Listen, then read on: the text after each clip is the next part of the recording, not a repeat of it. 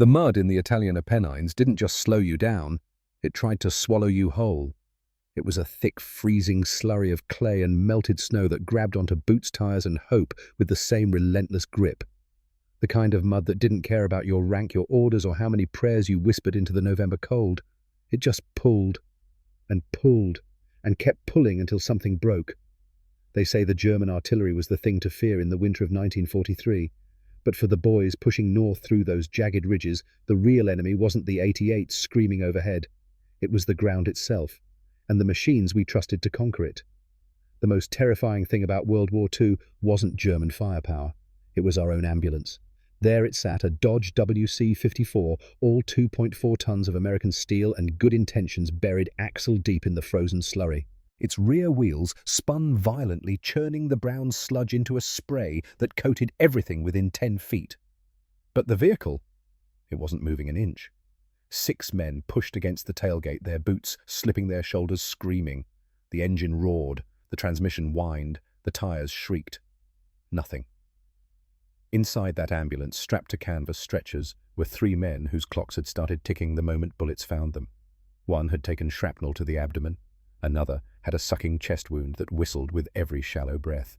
The third was unconscious, his face the color of old newspaper. They weren't dying from their wounds, not yet. They were dying because the machine built to save them couldn't move. 4 miles back through that same frozen soup sat the rear aid station. 4 miles of switchbacks and shell craters and slopes that would break an ankle just looking at them wrong. Carry these men by hand in this terrain, they'd bleed out before you made it halfway. The numbers didn't lie. In the first 6 months of the Italian campaign, 40% of our wounded died not from enemy fire, but from never reaching help in time. 40%.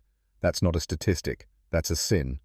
Corporal Garrett Calloway stood shin-deep in that same mud 20 yards from the stuck ambulance, watching the disaster unfold with the focused intensity of a man who hated bad engineering almost as much as he hated the war itself. They called him Rusty. Not because of any fond childhood nickname or some heroic battlefield moment. They called him Rusty because his knuckles were permanently stained with grease, because his hair had that reddish tint that caught the light wrong, and because he had the kind of mechanical intuition that made officers nervous. Men like Rusty didn't follow manuals, they followed physics. And physics was screaming that this ambulance was never going to move. Rusty wasn't looking at the German lines. He was staring at that Dodge, doing the math in his head. 2.4 tons, 99-inch wheelbase, 8¼ inches of ground clearance, rear-wheel drive trying to push all that weight through mud that had the consistency of half-set concrete. It was a beautiful machine for paved roads and supply depots. For these mountains, it was a 2-ton coffin on wheels. He wiped a smear of oil from his forehead and spat into the mud. To Rusty, a machine had a soul, not in some romantic, poetic sense, but in the way that every bolt, every gear, every weld reflected the mind of the person who designed it. Good design saved lives, bad design killed them, and this design was killing people. Running down the slope toward the stuck ambulance was Sergeant Declan Halloran, though every man in the Fifth Army knew him as Saint. Not because he was particularly holy, though he'd been a priest before the war. They called him Saint because he was the only medic who'd crawl through machine gun fire to reach a wounded private whispering prayers in Latin while he tied tourniquets with hands that never shook. Today, though, the Saint looked like a man who'd lost his faith. His uniform was soaked in blood that wasn't his. His hands trembled as he slammed his fist against the side of the stuck ambulance. His eyes, usually calm behind round wire spectacles, were wide with something close to panic. "Move it!" Saint screamed, his Boston accent thick with desperation. "God damn it, move it! We've got 2 criticals up at the ridge. They won't last an hour." The driver, a terrified kid from Ohio who looked about 16, just revved the engine harder. The wheels screamed. The ambulance settled deeper into its own grave. The axle was already dragging in the mud. It was over. That truck wasn't going anywhere without a recovery vehicle. And there was no recovery vehicle coming. Not up here. Not through this. Rusty watched as Captain Rex Brennan stepped into the chaos. Brennan was the kind of officer who ironed his uniform even on the front lines. A career man who believed that regulations were more powerful than physics, that the manual had an answer for every problem, and that following procedure was the difference between civilization and anarchy. He was 42 years old, which made him ancient by infantry standards. His face had the kind of hardness that came from making decisions that killed people, not through malice, but through adherence to a system that demanded order above all else. He looked at the stuck ambulance, then at the desperate medic, then at the casualty list he carried in his breast pocket where 11 names had been added in the past week. all men who died waiting for evacuation. His jaw tightened. His hand moved to that pocket fingers touching the paper through the fabric. For just a moment, something cracked in his expression. Doubt, or maybe understanding. Then the mask came back. "Abandon the vehicle," Brennan ordered, his voice cutting through the noise of the revving engine with cold, bureaucratic finality. "Offload the wounded. Carry them by hand to the rear aid station." The words landed like a sentence of death. "By hand?" Saint spun on the captain, his voice breaking. "Sir, the rear station is 4 miles back through this soup. If we carry them, they bleed out before we're halfway. We need a vehicle that can climb. We use what the army provides, Sergeant," Brennan replied, checking his wristwatch as if he were timing a drill back at boot camp. "The Dodge WC-54 is the standard evacuation transport. If the Dodge can't make it, nothing can make it. That is the reality. Now get your men in line and start walking." Rusty watched the light die in Saint's eyes. The medic slumped defeated, not by the enemy, but by the weight of an order that sentenced his patients to death. He turned back to the stretcher-bearers, waving them forward for the long, impossible march. Rusty knew what Saint knew. Those boys on the stretchers were already dead. They just hadn't stopped breathing yet. The sheer weight of standard equipment was killing them. The manual was killing them. The rulebook that said this was the only way was killing them. Hot, sharp frustration flared in Rusty's chest. He turned away, unable to watch the slow march begin, and walked toward his own vehicle parked under the partial cover of a bombed-out farmhouse. It was a Willys MB Jeep. Olive drab paint chipped and faded, canvas top torn in 3 places. One headlight cracked. It rattled when it idled. It had 0 armor. It looked like something a teenager built in his father's garage. But as Rusty approached it, he didn't see a pile of junk. He saw a 4-wheel drive system that could claw up a vertical wall. He saw a short wheelbase that could dance around shell craters. He saw a lightweight frame that would float over mud where heavy ambulances sank. 1.1 tons. 80-inch wheelbase. 8 3/4 inches of ground clearance. 4-wheel drive with an 18-to-1 crawl ratio. He placed his hand on the cold steel of the hood. The engine hummed beneath his palm, a steady, rhythmic heartbeat. This little machine was a mountain goat in a land of elephants. The image of Saint's bloody hands burned in his mind. The stuck ambulance. The men who would die on stretchers carried through 4 miles of frozen hell. The regulation book said the Jeep was for reconnaissance, for officers, for hauling ammunition crates. It wasn't an ambulance. It was too small. Where would you put the wounded? There was no room for stretchers. Rusty circled the vehicle slowly, his mechanic's brain already tearing it apart and rebuilding it. He looked at the passenger seat. Unnecessary. He looked at the flat, sturdy cowl over the engine, strong enough to hold weight. He looked at the space behind the driver's seat. Just enough room if you removed the rear bench. His hand drifted to the notebook in his breast pocket. Not a manual, not regulations. His own notebook filled with measurements and calculations and sketches from 10 years working in Detroit. In his mind, he could see it. Angle iron welded across the back, a frame mounted over the hood, 2 stretchers, one in back, one in front, the weight distributed across all 4 wheels instead of dragging behind 2. If the Dodge can't make it, nothing can make it. Brennan's words echoed in his head. Wrong, Rusty whispered to himself, the ghost of a smile touching his lips for the first time in weeks. He reached into his tool bag and pulled out a heavy wrench. The weight of it felt good in his hand. Solid. Real. It felt like a solution. He wasn't going to wait for new orders. He wasn't going to wait for the mud to dry or for someone in Washington to redesign the ambulance. He was going to build something that defied the captain, defied the army, and defied the laws of probability. But first he needed help. Rusty found Saint sitting on an ammunition crate outside the medical tent, head in his hands, trying to wipe blood off his fingers with a rag that was already saturated. The rag wasn't helping. Nothing was helping.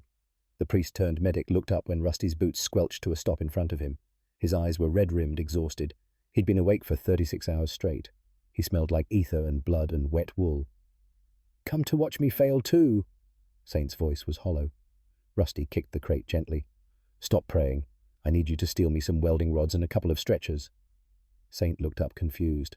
His exhaustion made his face look 10 years older. "What? Why?" Rusty glanced back at his Jeep, then at the mountain looming above them, shrouded in mist and violence and the sound of distant artillery. "Because we're going to turn that little tin can into a chariot," Rusty said, his voice low and gravelly, "and we're going to go get those boys." Saint blinked, processing. His hand still clutched the bloody rag. That's... You'll be court-martialed. Modifying military vehicles is... I know what it is. Brennan will... I know what Brennan will do. Saint stood slowly, his knees cracking. He looked at Rusty, really looked at him, and saw something he recognized. The same thing he'd felt standing over dying men whispering prayers that didn't stop the bleeding, the desperate need to do something, anything, even if it broke every rule. He reached into his pocket and pulled out a photograph, creased, stained. A younger version of himself stood next to a kid in a high school football uniform.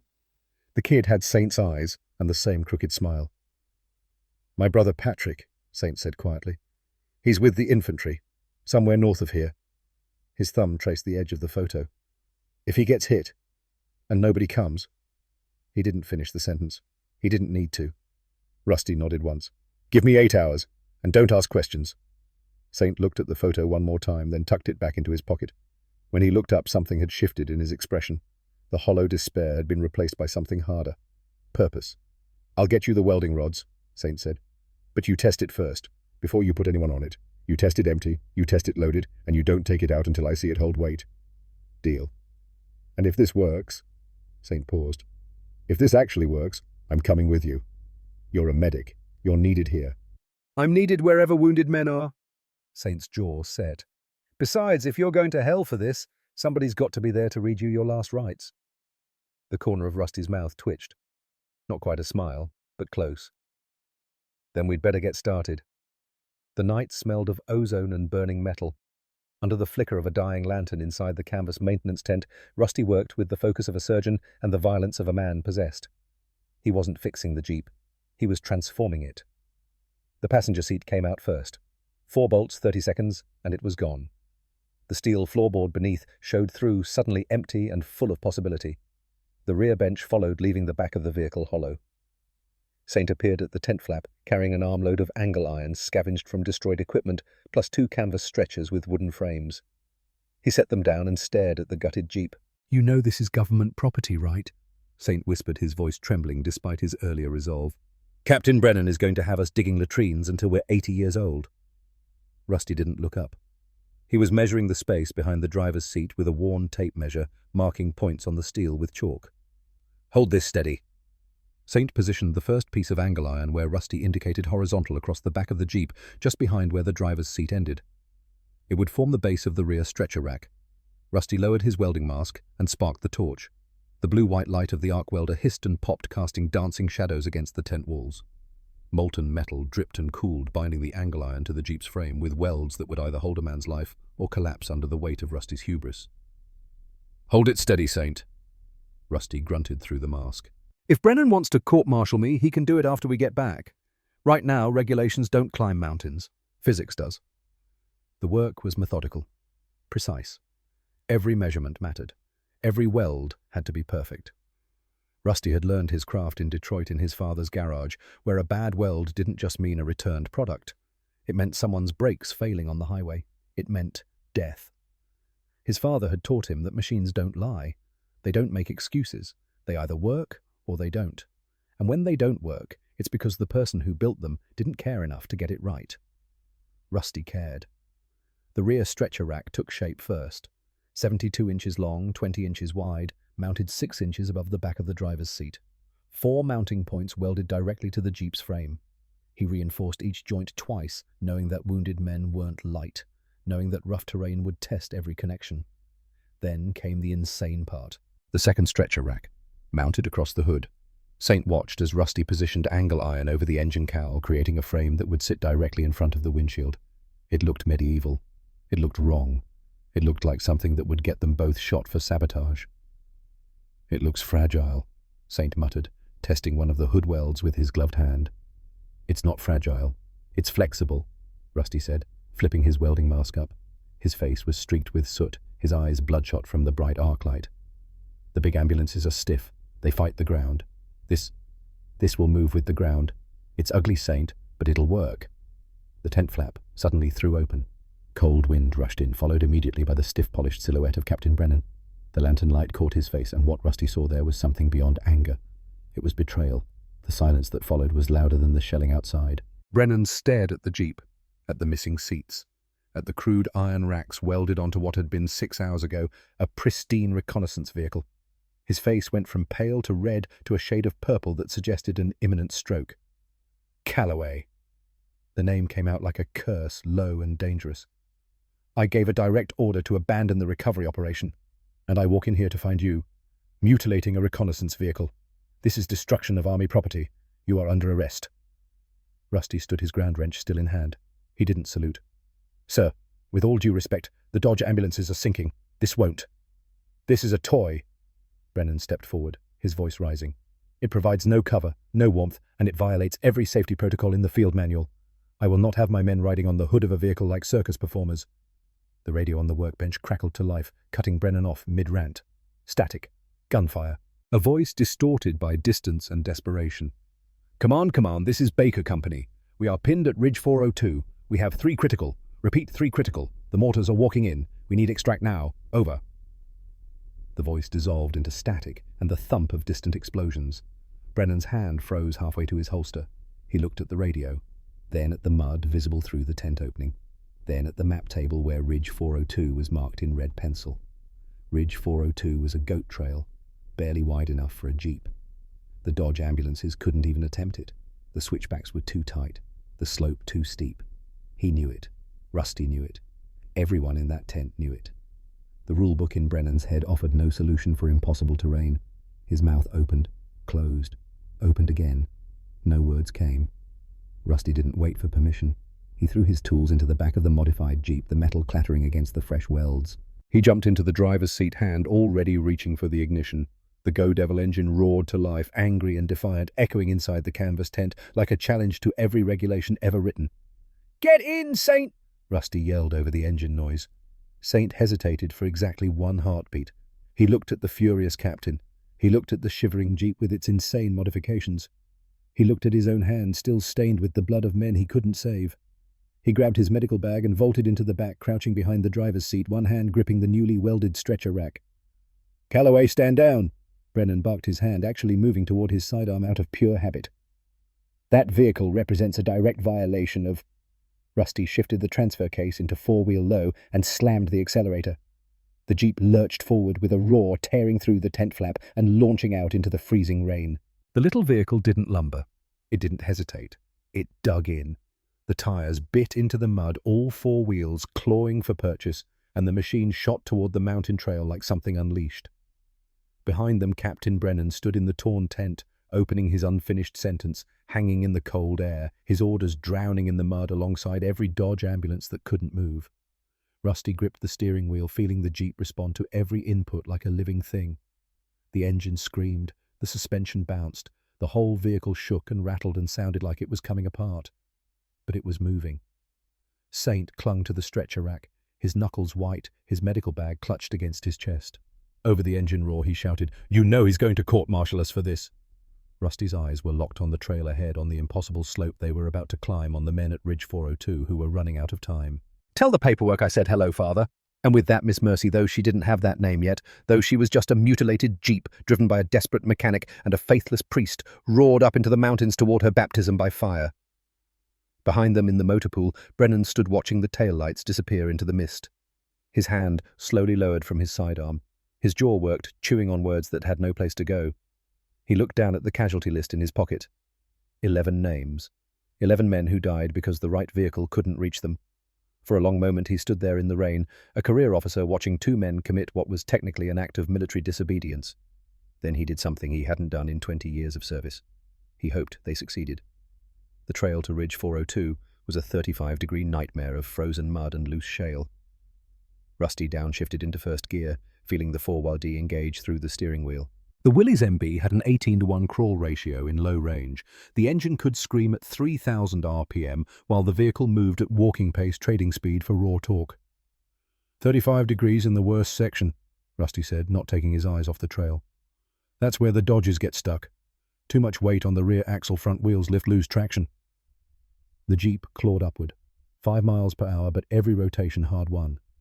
Rocks pinged off the undercarriage, the smell of burning clutch mixed with exhaust and gunpowder. They crested the ridge. Soldiers in foxholes stared at the approaching vehicle with disbelief. A corporal approached, That's your ambulance aid toy jeep. Load them, Rusty said simply. Now.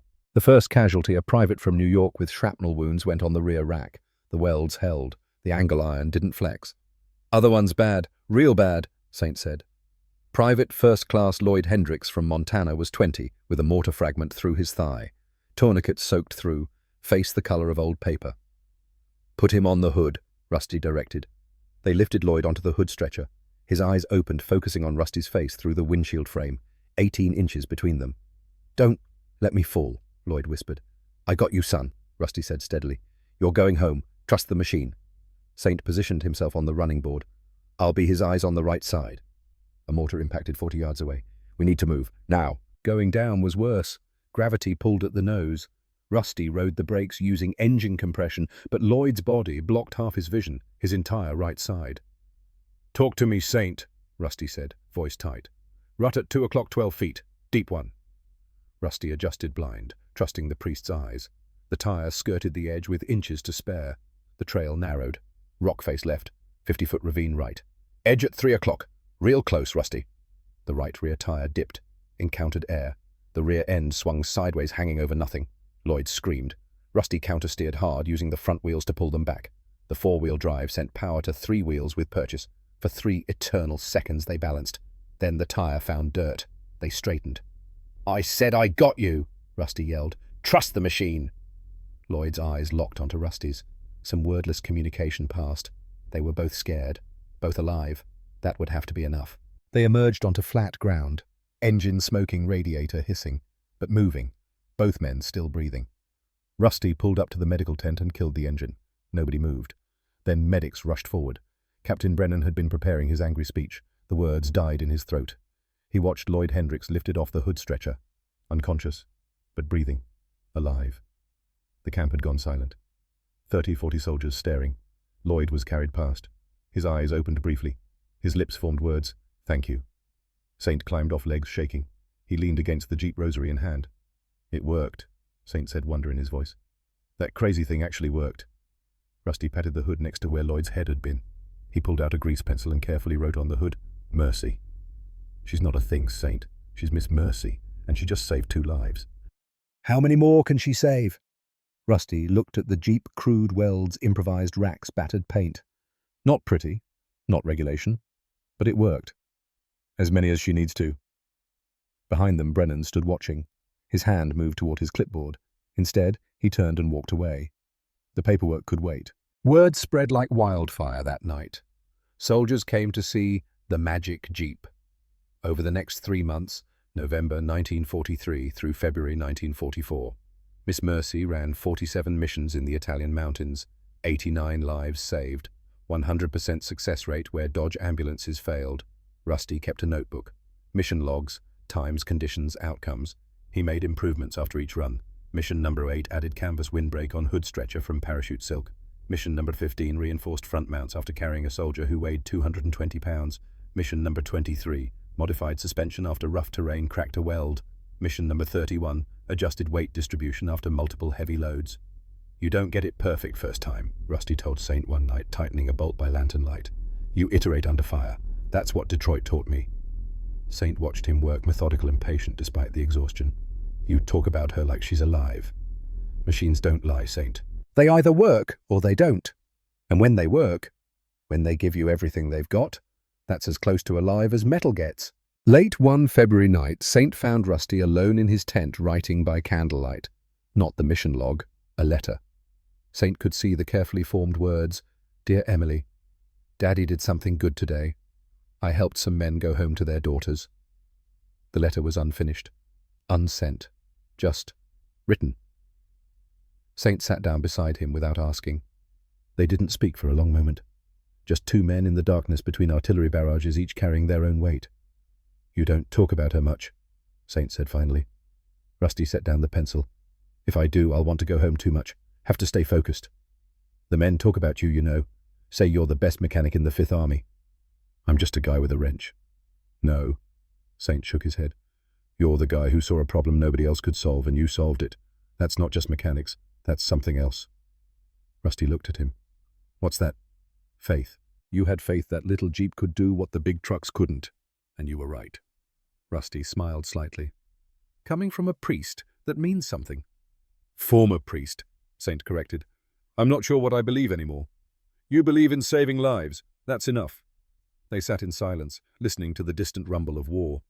Two men who'd found purpose in the unlikeliest place, a modified jeep that wasn't supposed to work, but did. Across the valley, in a German observation post carved into the mountainside, Major Heinrich Weber lowered his binoculars. He'd been tracking the small American vehicle for weeks now. Das kleine Fahrzeug, he said to his subordinate. That small vehicle. Es ist überall. It's everywhere. His aide looked up from the intelligence report. Soll ich es als Prioritätsziel markieren? Should I mark it as a priority target? Weber paused, watching through the binoculars as the whitewashed jeep navigated a trail no German vehicle could attempt. The Americans had improvised something clever, something that solved a problem his own Wehrmacht struggled with: medical evacuation in impossible terrain. Nein, noch nicht, Weber said slowly. No, not yet. Lass uns erst verstehen, was sie gebaut haben. Let us first understand what they've built. He pulled out his field notebook and sketched the jeep from memory, the stretcher racks, the configuration, the approximate dimensions. Below the sketch he wrote, American field modification, Willys MB ambulance conversion, effective in mountain terrain, study for potential counter-development. His subordinate looked confused.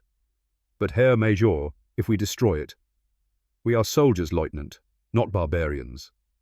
Weber closed the notebook. That vehicle saves wounded men. It is not a weapon. We fight soldiers, not medics. It was a strange, almost quaint gesture of professional respect in the midst of industrial slaughter. Weber knew it wouldn't last forever. Eventually, some officer or some desperate soldier would decide that tactical advantage outweighed honor. But for now, in this small corner of the war, one German major chose to let the little jeep live. December 1944, Ardennes Forest, Belgium. 13 months had passed since that first run up Ridge 402. Miss Mercy looked different now. The olive drab paint was almost completely gone, replaced by layers of whitewash camouflage that had been hastily applied and never properly removed. The fenders were crumpled like used tissue paper. The canvas top had more holes than fabric. The driver's seat was worn smooth from constant use. Rusty performed his morning ritual, checking oil, examining welds, feeling for stress fractures. The jeep had aged hard. 47 missions in Italy, 34 more in France and Belgium, 81 total, 127 lives saved. But the engine block was cracked.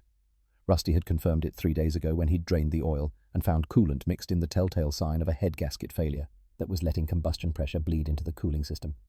The chief mechanic had delivered the prognosis with the solemnity of a doctor delivering terminal news. 5 missions, maybe 10 if you're gentle, after that catastrophic failure. The block will seize solid, Rusty. There's no fixing this one. Rusty had just nodded, running his hand along the cold hood. She knows, he'd said quietly. She's giving us everything she's got left. The new enemy wasn't just the Germans. It was the cold, -20 Celsius. The kind of cold that froze diesel fuel in tanks and shattered steel like glass. Wounded men were dying from hypothermia as much as from their wounds. On a mission in late December, they lost someone during transport for the first time.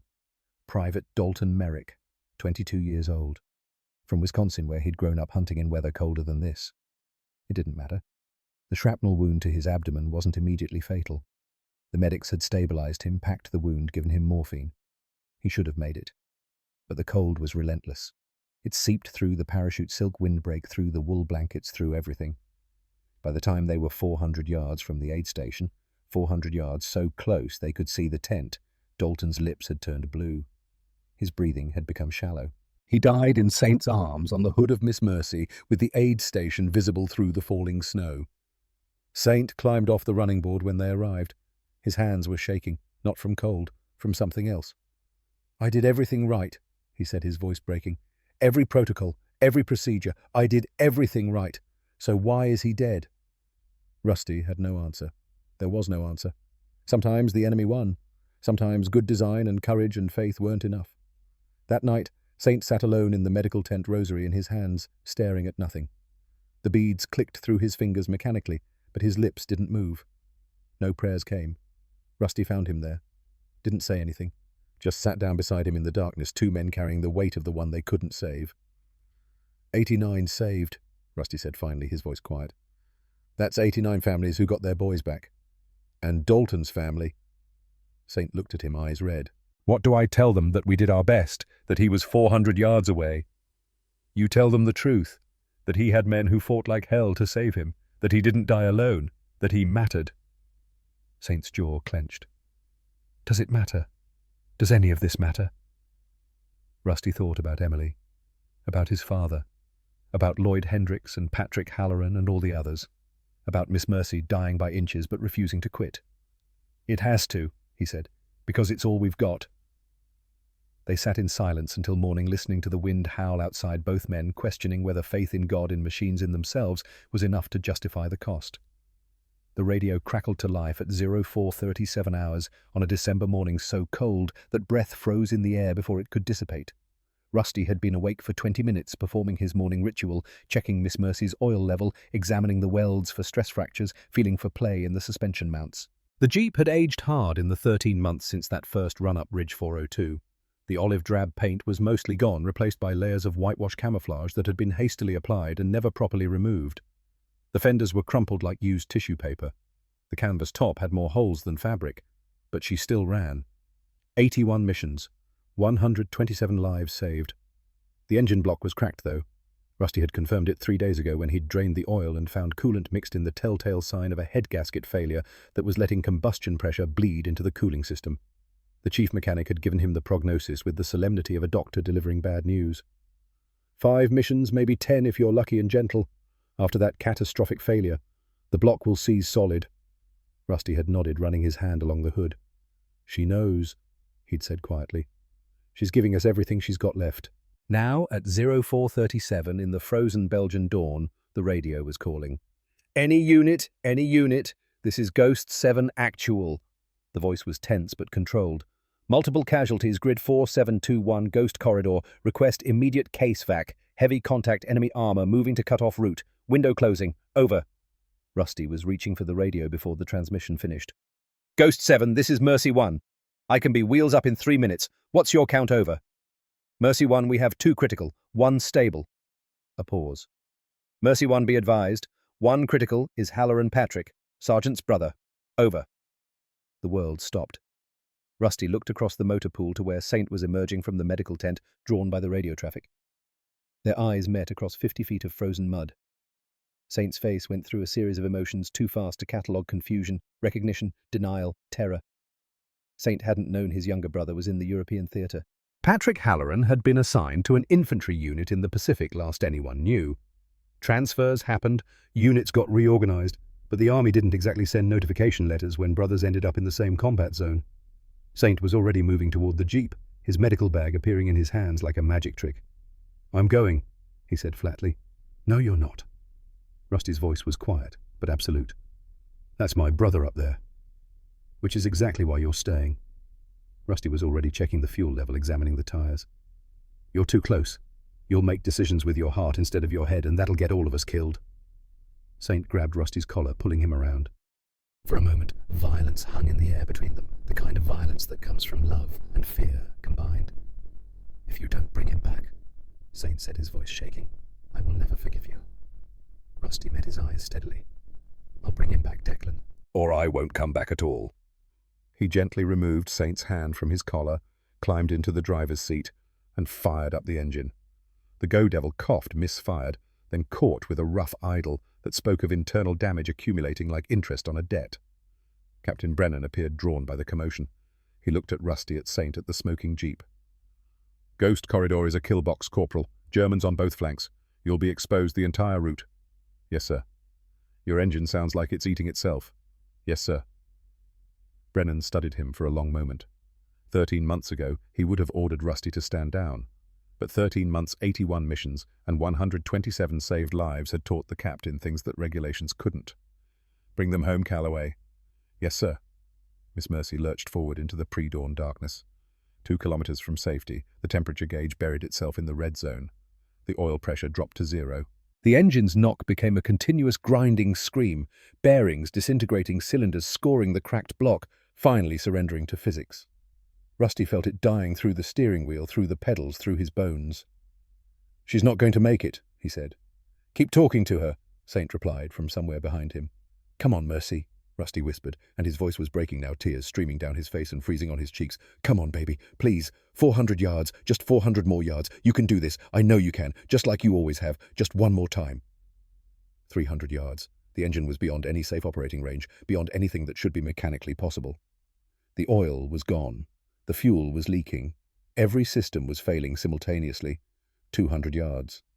He could see the base camp now, could see soldiers pointing running toward them, could see the aid station tent with its red cross.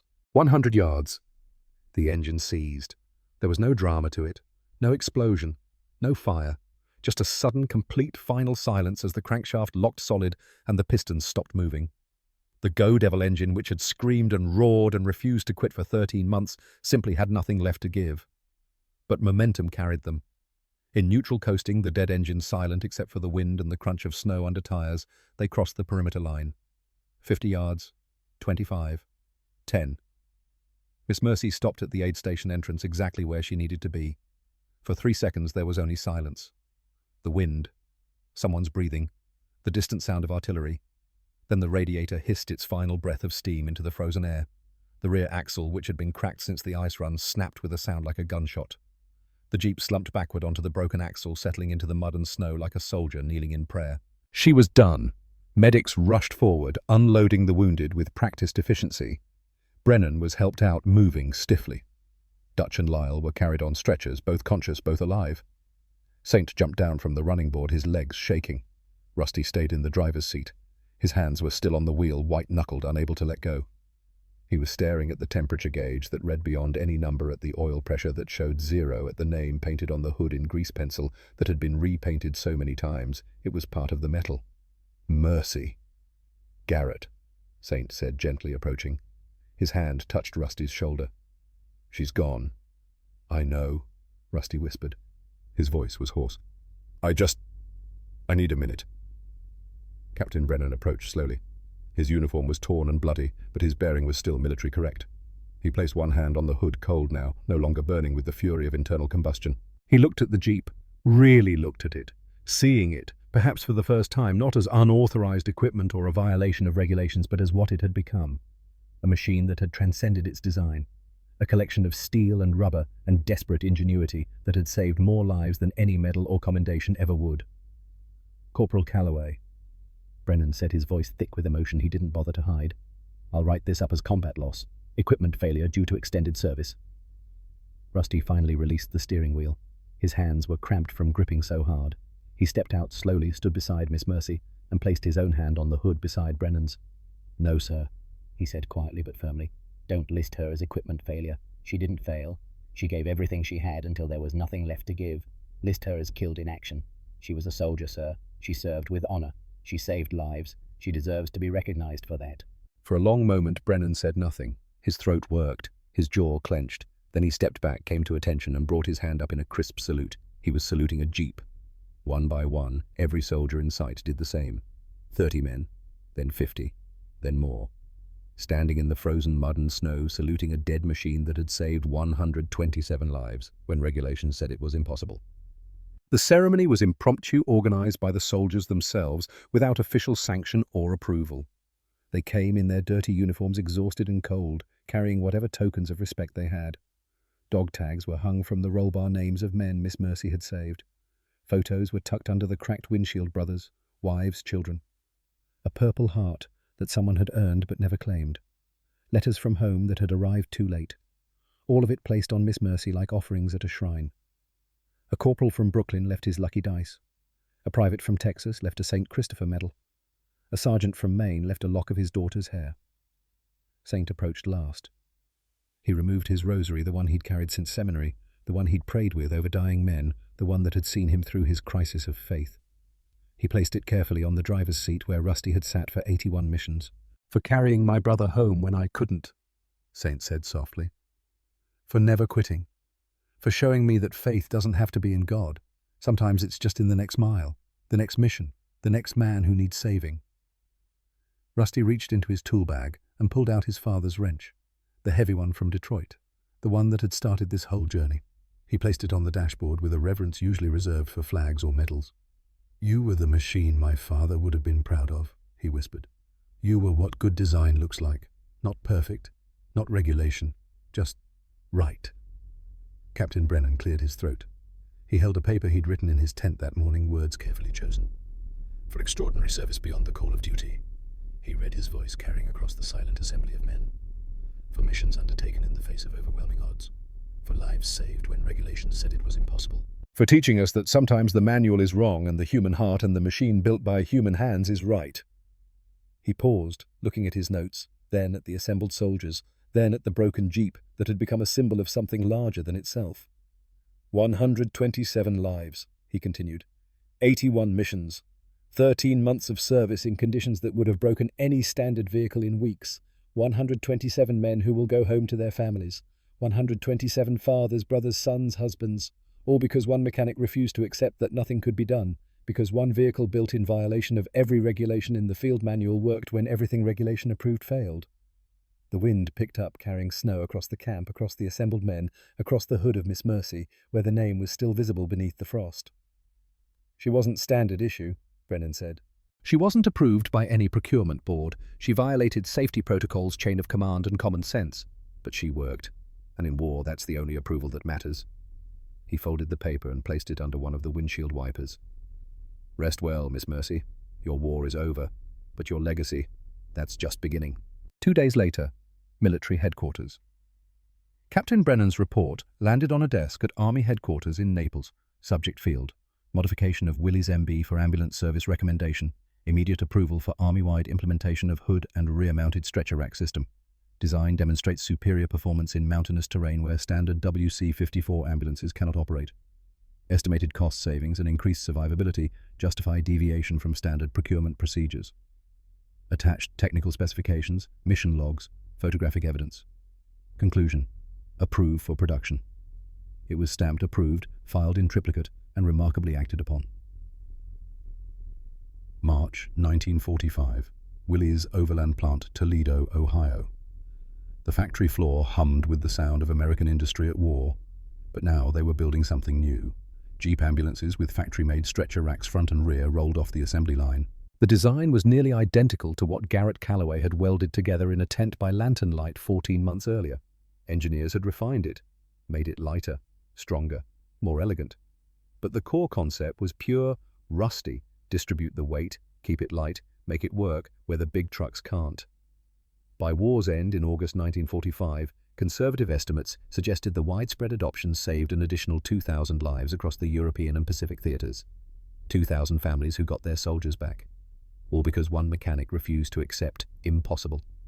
November 1946, Detroit, Michigan. Garrett "Rusty" Calloway returned to Detroit 30 pounds lighter and a decade older in his eyes. The war was over. The victory parades had ended. The soldiers were coming home. The garage was still there, Calloway & Sons Automotive, maintained by his late father's business partner. It smelled like oil and metal and possibility exactly as he remembered. Emily was 11 now, tall for her age, with her father's eyes and her mother's smile. Curious about everything, fascinated by how things worked, drawn to the garage the same way Rusty had been at her age. She asked questions about the war, and Rusty told her the truth. Not all of it, some things a father doesn't tell his daughter, but enough.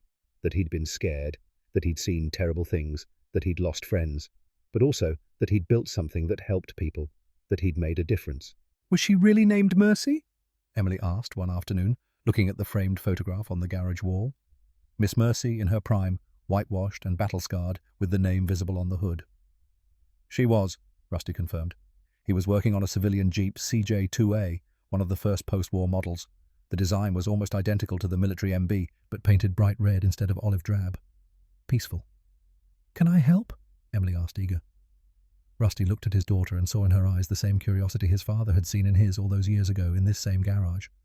The same spark, the same drive to understand how things worked and make them better. "Hand me that wrench," he said, gesturing to his father's toolbox.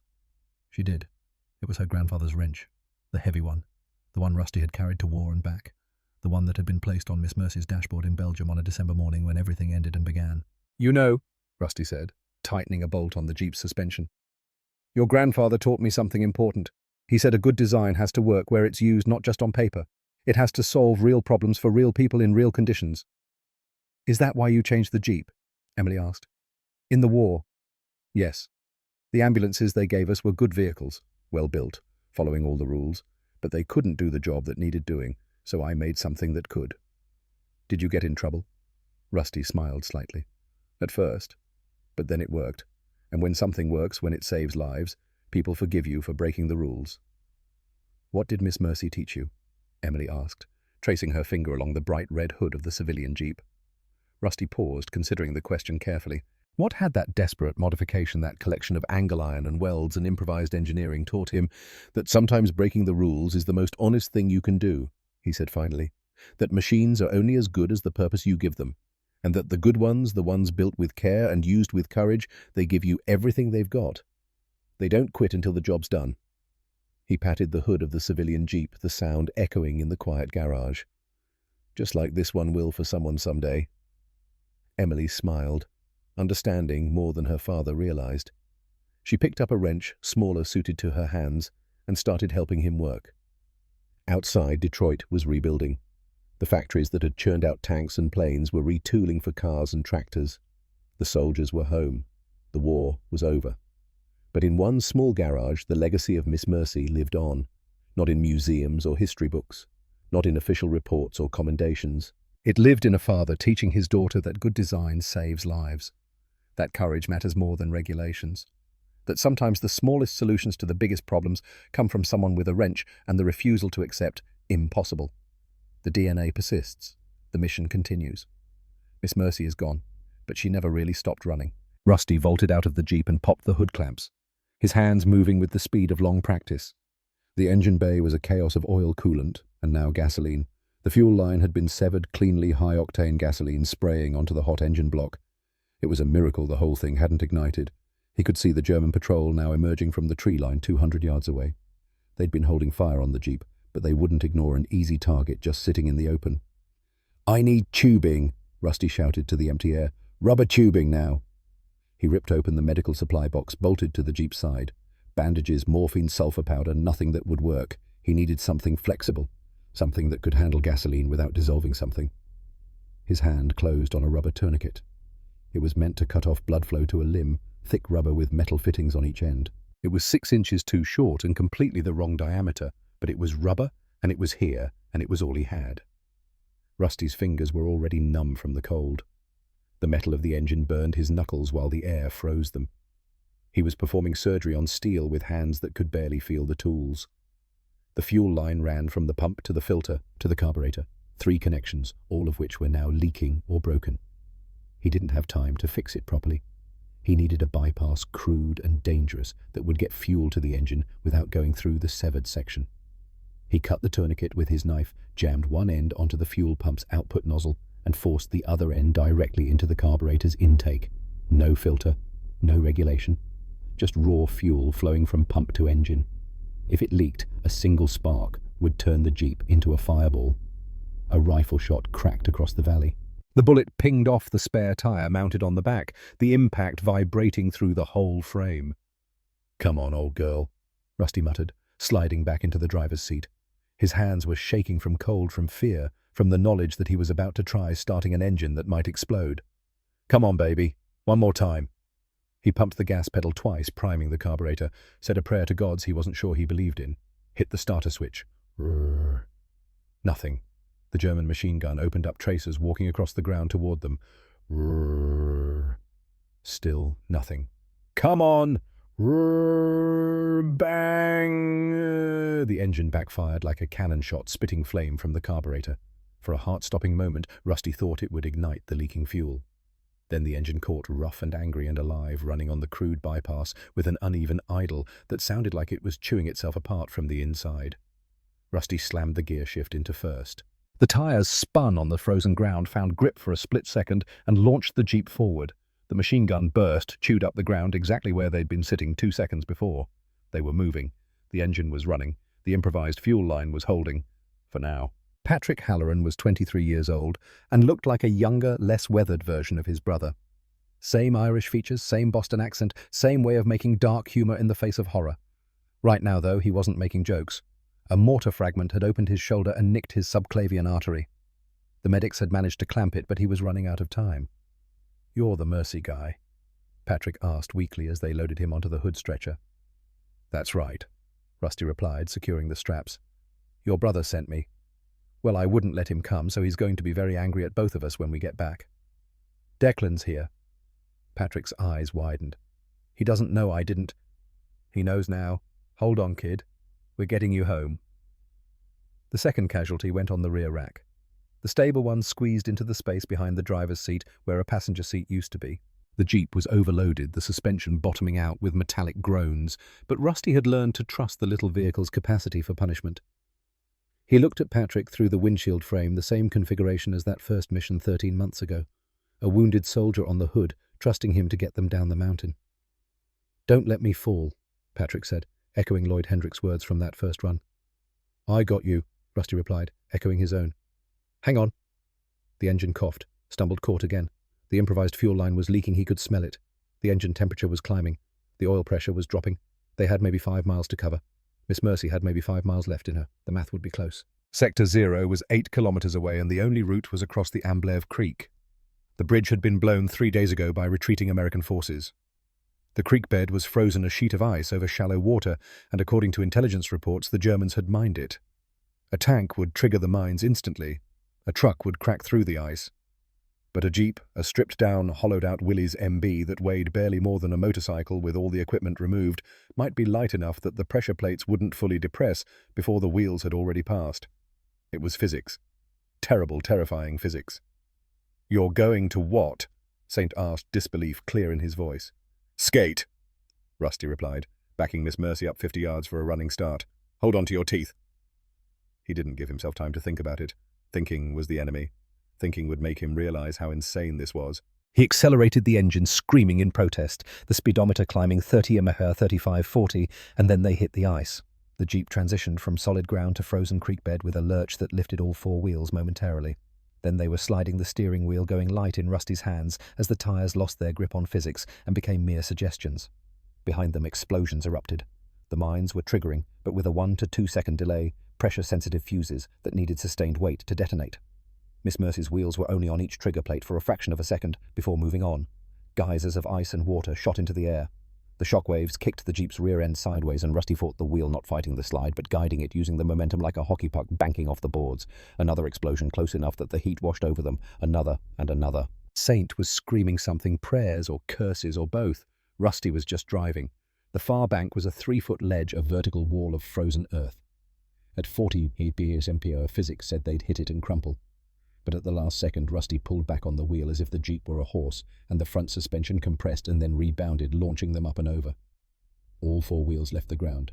They were airborne for maybe half a second, long enough for Rusty to see the church steeple in the distance, long enough to think they might actually make it, long enough to hear Saint's prayer reach its conclusion. Then they landed. The right front spring shattered on impact, the metal giving way with a crack like a rifle shot. The Jeep tilted violently to the right, grinding metal on frozen ground, but it kept moving. 3 wheels and momentum carried them up the bank and into the tree line. "We're alive," Saint said wonderingly. "How are we alive?" "Because she won't quit," Rusty replied, patting the dashboard. "Not until the job's done." The church was a stone structure from the 1600s, its steeple long since collapsed by artillery fire.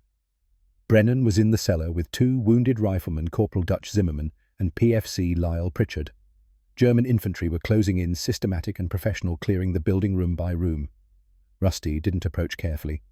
Careful was slow, and slow was dead. He accelerated straight at the courtyard gate, yanked the handbrake, and drifted the Jeep sideways through the opening in a spray of snow and smoke, the broken front suspension screaming in protest. "Suppressing fire!" Saint yelled, leaning out with a Thompson submachine gun he'd acquired somewhere, spraying bullets not to hit anyone, but just to keep heads down. The cellar door burst open and Brennan stumbled out, clutching a leather map case. Behind him came Dutch and Lyle, both mobile but wounded. They looked at Miss Mercy, smoking, tilted, barely held together, and their faces showed the same expression soldiers always had when they saw her, disbelief mixed with desperate hope. "That's our ride?" Dutch asked. "That's our ride," Brennan confirmed. "Load up, now!" They piled on. 3 on the stretchers, Brennan squeezed behind the driver's seat. 5 men on a vehicle designed for 2. The suspension bottomed out completely, the frame scraping frozen ground. Rusty turned the key. The engine caught, but it wouldn't move. The tires spun uselessly, no traction, too much weight. "We're too heavy," Saint shouted over the sound of approaching German voices. "Leave me," Brennan said immediately. "Take the wounded. I'll provide cover." No! Rusty slammed his hand on the dashboard, and for a moment he wasn't talking to the men anymore. He was talking to the machine, to the collection of steel and rubber and desperate improvisation that had become something more than the sum of its parts. "I know you've got nothing left," he said, his voice breaking. "I know you're hurt. I know you're dying. But dig deep, girl. One more time, one last time, for me, for them, for everyone who's counting on us." He revved the engine to redline. The smell of burning clutch filled the air. Something deep in the engine block was breaking, grinding, coming apart. The vibration through the pedals felt like a death rattle. Then inch by agonizing inch, they moved. The tires found a patch of gravel beneath the snow, found purchase, found friction. The Jeep lurched forward just as a German mortar round landed exactly where they'd been parked, the explosion shredding the rear canvas and sending shrapnel tearing into the bodywork. But they were moving. Broken, dying, held together by welds, and Will Miss Mercy was moving. Garrett Calloway returned to Detroit in November 1946, 30 pounds lighter and a decade older in his eyes. The garage was still there, surprisingly maintained by his late father's business partner. The sign still read, Calloway and Sons Automotive. Emily was 11 now, tall and curious and fascinated by how things worked. She asked questions about the war, and Rusty told her the truth that he'd been scared, that he'd seen terrible things, but that he'd also built something that helped people. "Was she really named Mercy?" Emily asked, looking at the framed photo on the garage wall, Miss Mercy in her prime, whitewashed and battle-scarred. "She was," Rusty confirmed. He was working on a civilian Jeep CJ2A, one of the first post-war models. The design was almost identical to the military MB, but painted bright red instead of olive drab. "Can I help?" Emily asked. Rusty looked at his daughter, seeing in her eyes the same curiosity his father had seen in his. "Hand me that wrench," he said. She did. It was her grandfather's wrench, the same one Rusty had placed on Miss Mercy's dashboard. "You know," Rusty said, tightening a bolt, "your grandfather taught me something important. He said a good design has to work where it's used, not just on paper." "What did Miss Mercy teach you?" Emily asked. Rusty paused, considering. "That sometimes breaking the rules is the most honest thing you can do, and that machines, the good ones anyway, they give you everything they've got. They don't quit until the job's done." He patted the hood of the civilian Jeep. "Just like this one. The DNA persists. The mission continues. Miss Mercy is gone, but she never really stopped running.